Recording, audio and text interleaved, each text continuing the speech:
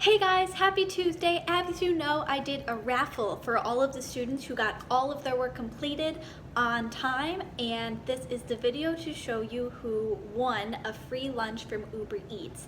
I'll be doing the same thing again this week, this week that we're in right now.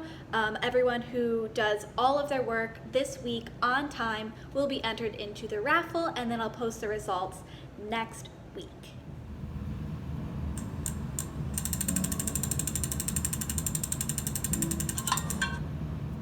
So today we're going to be talking about properties of algebraic equations and solving algebraic equations, and also an algebraic proof and what that is. Basically, you know how when we do notes, I'll do the work on one side and then I'll write you some words on the other side? That's exactly what we're doing, but there's specific vocab terms that we're going to use instead of using regular English words. So in the Edmodo page, the first thing that I linked for you were the words we're going to use and their definitions and what they mean kind of mathematically. And then I'm going to show you question 8 today on your paper, and then you are going to submit your answer to question 9 on Flipgrid. So let's do this. So on one side you have a statement, on the other side you have a reason. So your first statement is always what the question is, and your reason is given because they gave you that statement. So 6 times 2x minus 5 equals negative 34. If I'm looking at this problem, I know that the first thing I want to do is distribute.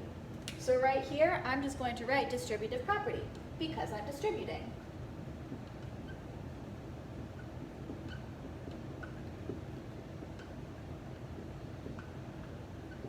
That is the distributive property, and by that I mean I'm just going to distribute, and I have 12x minus 30 equals negative 34. And now somehow I went from 12x minus 30 equals negative 34 to negative 12x equals 4.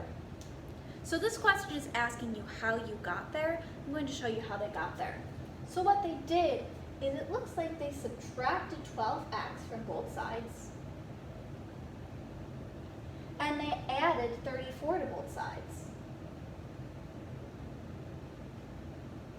And that would have left us with 4 equals negative 12x. But because of our symmetric property, I can just flip these and I end up with negative 12x equals 4. But the property that I mostly use here is my addition property of equality.